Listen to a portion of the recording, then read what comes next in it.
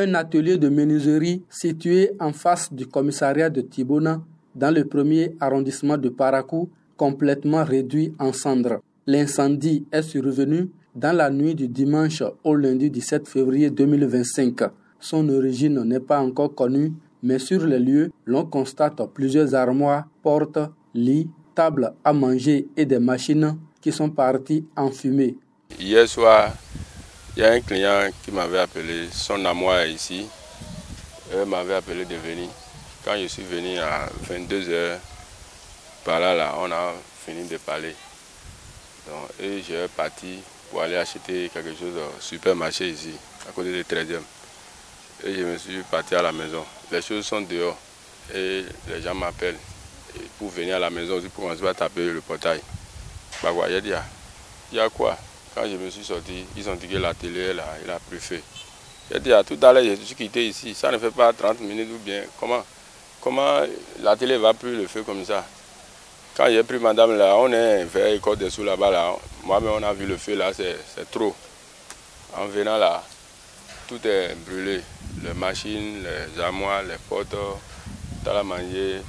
Tout ce qui est ici là, les commandes là, sont beaucoup. Tout s'est brûlé. Même la machine là, on n'a rien vu. C'est un seul qui est là.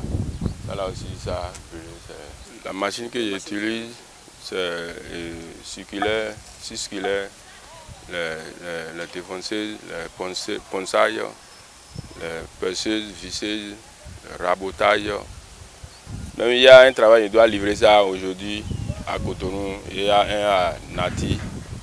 Tout s'est brûlé. Le feu a ravagé tout sur son passage. Les témoins s'en désolent et partagent leur consternation face au drame. J'ai remarqué le feu, je disais, depuis l'église catholique d'Albarica. Donc c'est-à-dire que les flammes étaient trop. Donc si la plupart de ceux qui passaient voyaient les flammes depuis le goudron, on peut déjà imaginer la flamme qu'il y avait.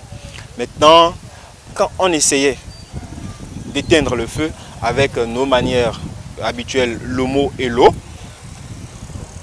au lieu d'éteindre, ça prenait de l'ampleur. Donc ce qui se traduit que c'est certainement qu'ils ont mis de l'essence. Moi, j'étais couchée déjà quand ma fille m'a réveillée pour dire de venir voir qu'il y a les choses de menuiserie qui est en train de prendre feu. On est sorti, on a vu que ce n'est pas la peine. Et il n'y avait pas l'eau. On appelait le secours, ils ne venaient pas. Ils ont trop pris de temps. On appelle même, ça ne marchait même pas. Après, il y a certains policiers qui disaient que leur véhicule est gâté. Et c'est une autre véhicule de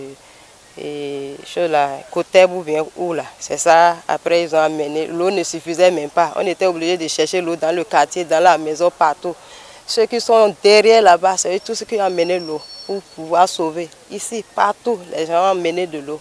Et tout a pris fait, même aigu, il n'a pas trouvé pour ramasser dedans. On a tout fait, on a essayé, donc on n'a pas pu. C'est après les secours sont venus pour faire ce qu'ils peuvent faire. Henri Joël Dossa, propriétaire de l'atelier, exprime sa profonde détresse et lance un appel aux personnes de bonne volonté pour lui venir en aide. Si le gouvernement m'a aidé, là, ça me fait plaisir. Sinon, ce qui est ici, c'est là au nom de moi, j'ai trop de maux de tête là, me dérange. Il y a beaucoup de commandes là, je ne sais pas comment je vais gérer même. Il y a d'autres clients qui comprennent, il y a les autres qui ne comprennent pas. Voilà. Donc c'est ça là qui est mon problème. Surtout la machine qui est brûlée là, c'est ça là qui me donne le souci aussi. Alors que le compteur n'est pas ici. Les gens disent que c'est Koussouki, alors que mon compteur n'est pas ici, c'est derrière Favancy. Donc si c'est Koussouki là, ça ne peut pas prendre le feu comme ça. Jamais.